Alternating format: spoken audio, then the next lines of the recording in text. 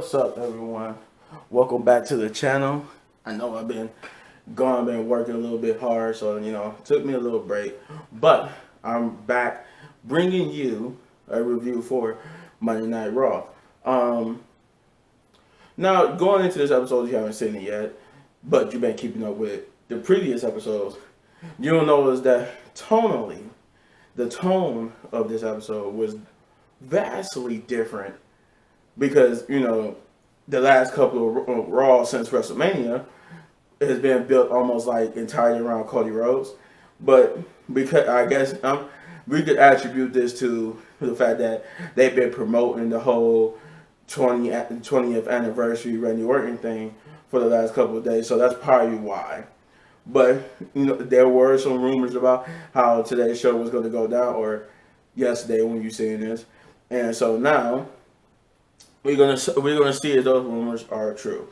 And speaking of Randy Orton's 20th anniversary, that's how they chose to start off Monday Night Raw. So they had Riddle in the ring, basically the ring surrounded by the wrestlers. As Riddle ran down Randy Orton's accolades, they showed a video package from when Randy Orton started, his time in Evolution, him becoming Intercontinental Champion, United States Champion, and eventually the youngest World Heavyweight Champion. And then it just basically shows all his greatest accomplishments and rise to the top. After the video package, Riddle would introduce Randy Orton. Randy Orton would come out and basically talk about how his 20 plus years ride, and how he's thankful for the people he shared the ring with. He named Triple H, John Cena, Batista, Ric Flair. He named those, and the Undertaker as well.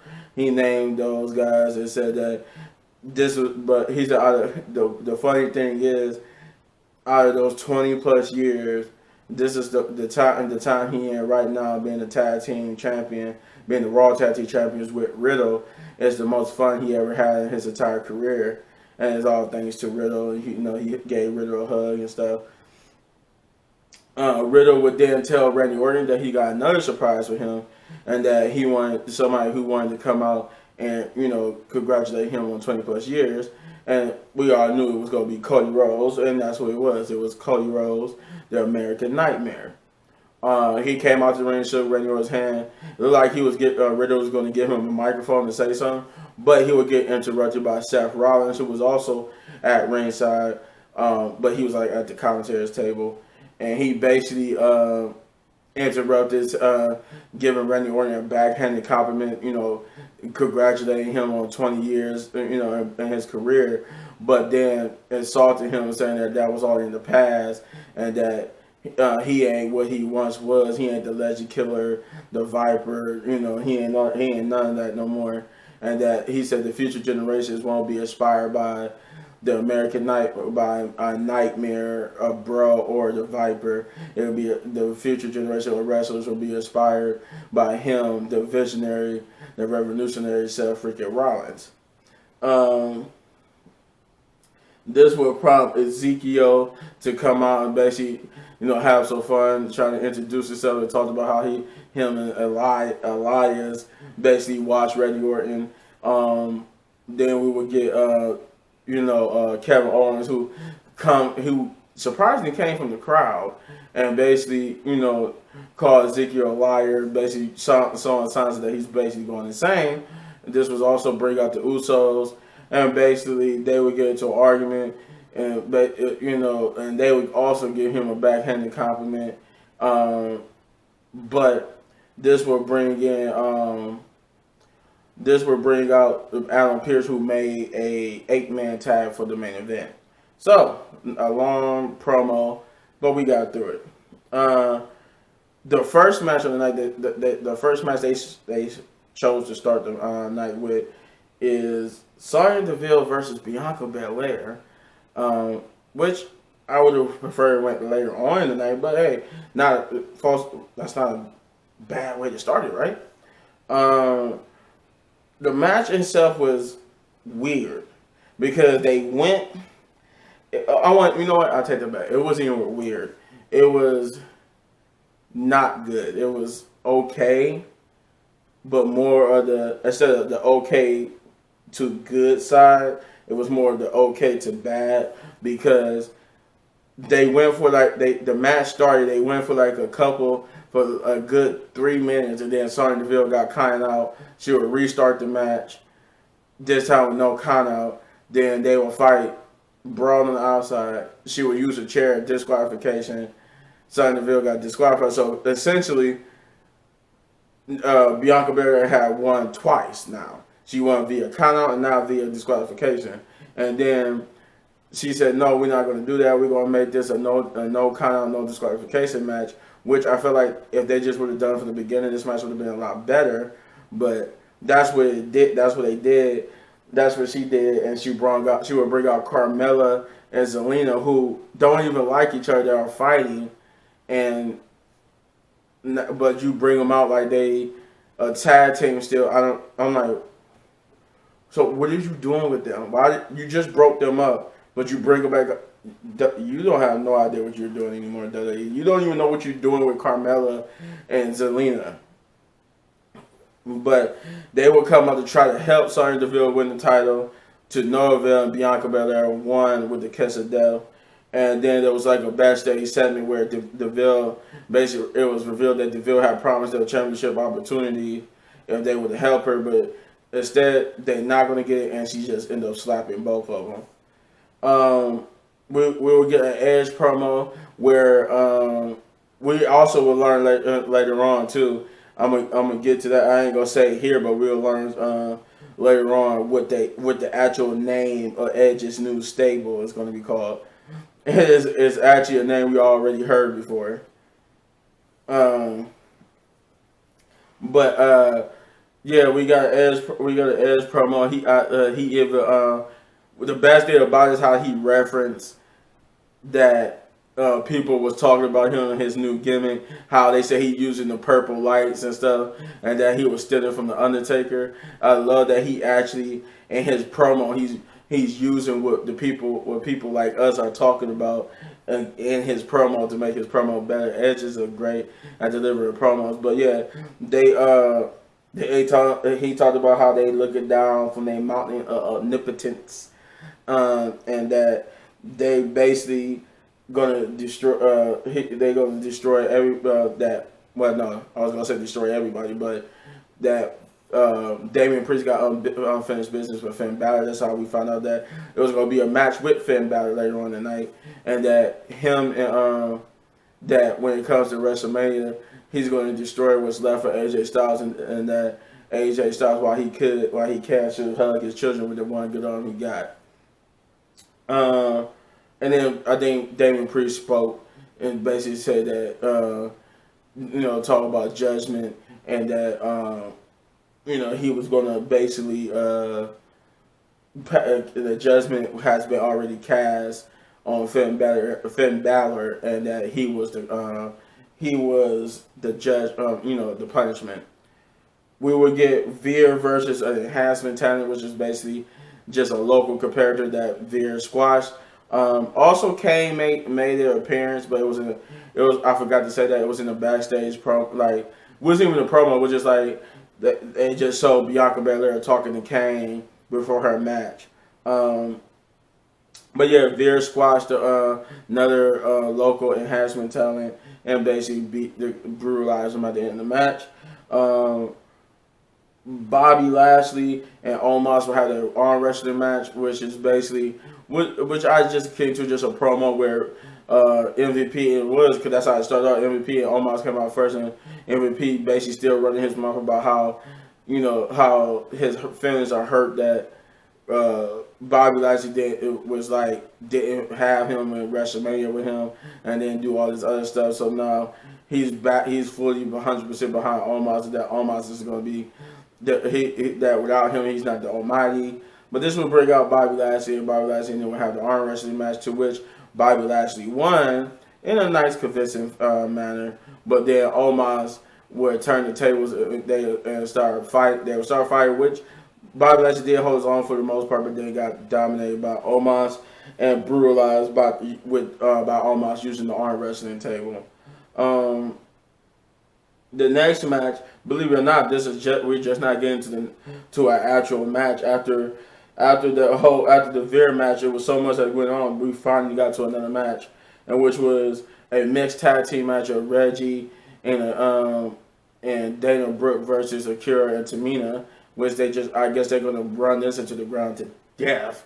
But it's a mixed tag team match, in which R-Truth is the special guest referee. You had the usual shenanigans. I don't know what's going on with Dana Brooke and Tamina. I guess they have some type of secret crush on each. I don't know. It was usual shenanigans.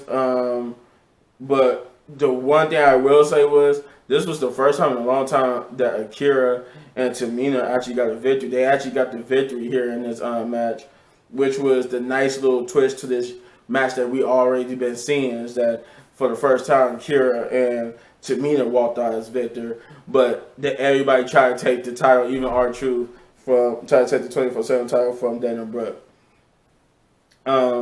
Becky Lynch would come out, she would make her return, basically saying that she didn't want to show her face because she doesn't know who she is without the Raw Women's Championship, and that it's been 3 years since she came out without a championship, and now she doesn't know what to do. That she hit rock bottom, but then had like a psychotic epiphany, like she almost cracked up and was like, but as I hit rock bottom, that means I can't go nowhere but up, and that she's gonna have the greatest comeback story, and she's gonna beat the hometown hero, because they was in Memphis, Tennessee.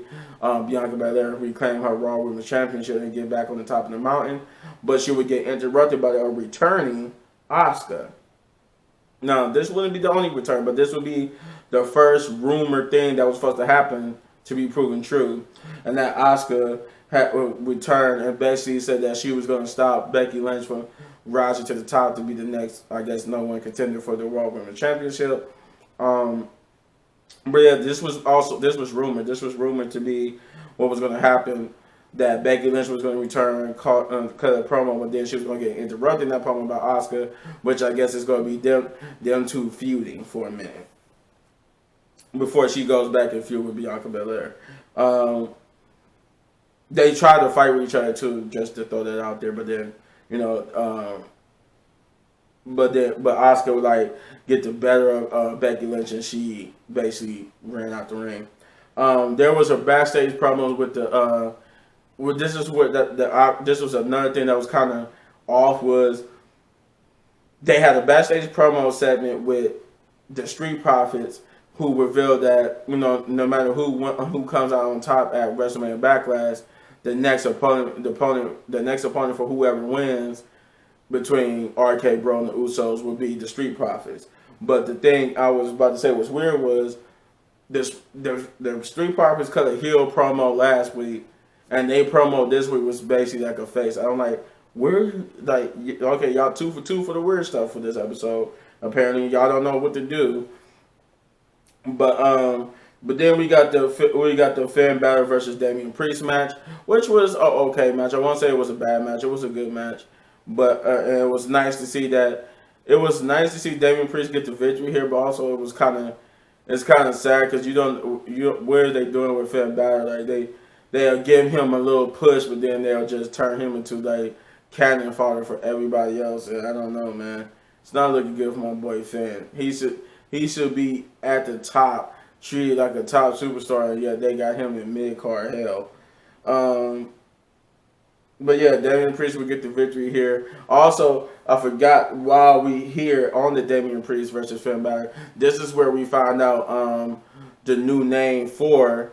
Or the name, I should say the new name, but the actual name of this stable now that Edge had created with Damian Priest, which is called now officially Judgment Day, which is, I was like, so they just basically called them the same name as a pay-per-view that they don't do anymore, Judgment Day. We would then get the Miz TV promo where he was basically interviewing Austin Theory about being the new United States champion, and that he was giving him advice that he should be like how Adam Pearce and John Cena and everybody else be doing with the title and just be giving out championship matches. He want him to be like him and basically make people earn to face him. But this will bring out this one a more bizarre return of Mustafa Ali. Now I say this bizarre because Mustafa Ali was on the outs with them. Last time we heard he had got into a real. This was real. He had got into a real heated argument with Vince McMahon about his position in the company, and he wanted out. He let it know that he wanted to be released because he felt like y'all wasn't going to use him correctly. He got hurt. He was supposed to be pushed as the WWE champion. Got hurt, and y'all never tried to put him back on that track. So he wanted his release, and I get he was told no because they see value in Mustafa Ali for their company, so they didn't grant him his release. And then he was gone for like so many months, and like I think they said he was gone for like 6 months, and but he returned. They even made reference to it in the Miz TV promo. And he basically dragged the Miz and Austin Theory through the mud by being cowards and bad wrestlers. He called Austin Theory, a coward, and Miz the bad wrestler, and even called Austin Theory a coward because he wouldn't uphold the open challenge. That's being placed upon that's usually what the face champions do, and they have open challenges, for the United States Championship. But he challenged Austin Theory. Austin Theory said no, but ended up texting Vince McMahon because it seemed like to Austin it seemed like the Miz wanted a match with Mustafa Ali, so he basically texted Vince McMahon, which Vince McMahon made the match. So therefore, our next match was Mustafa Ali versus the Miz.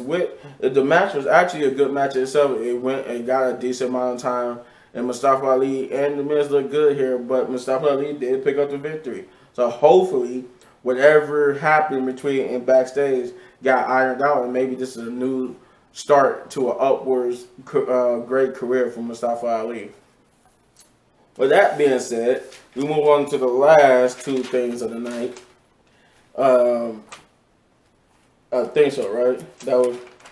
Yeah. So we have a backstage promo with Rio Ripley, who basically had they asked her why did she do what she did, and it's pretty much what you thought it was, because she was tired of being in the tag teams.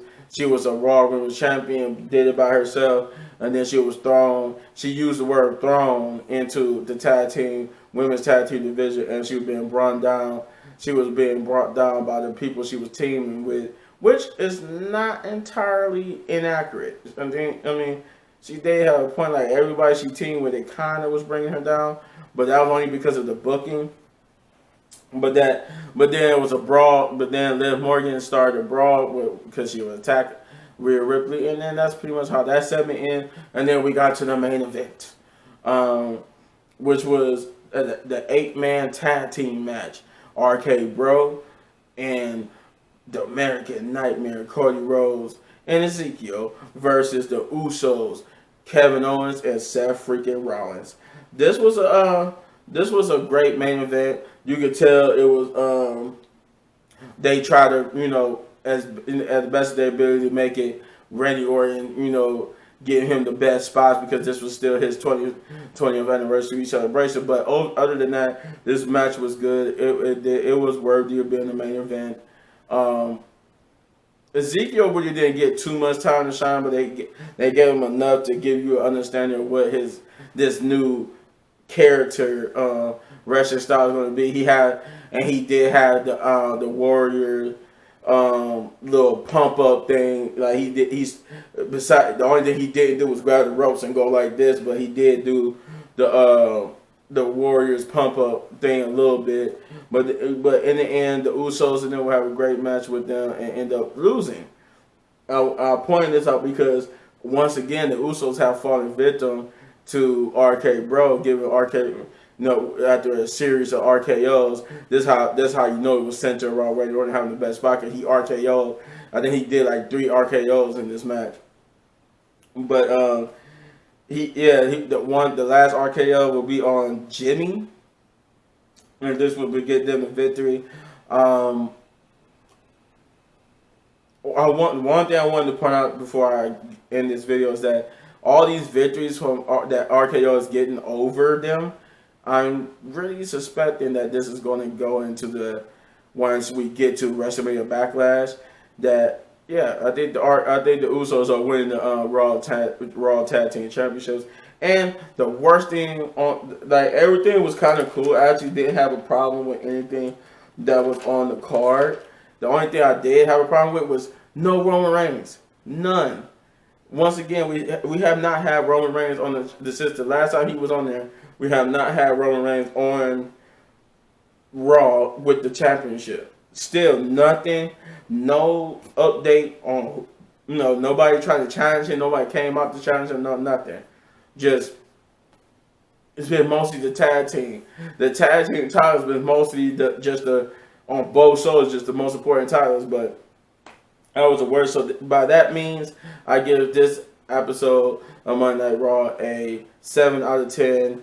Big ups, because it was good, it was decent, but I would rather have the first even though I sort of enjoyed the Bianca Belair match, it was kind of like the worst match because of the way how it was structured, and I hate that no Roman Reigns or main title on the card. But you let me know in the comments down below what you thought of this episode. If you enjoyed this review, then you hit this button right there up in the upper right corner for all of my wrestling WWE reviews. And if you enjoyed this review so much you want to support the channel, all you gotta do is hit that like, subscribe, share, hit that notification button, do all those great things, because I enjoy your feedback, and your feedback helps me do this even better. And as always, hit one of these videos for more of my amazing content, but don't go nowhere because I got gameplay coming your way. Peace out. And maybe some more reactions too.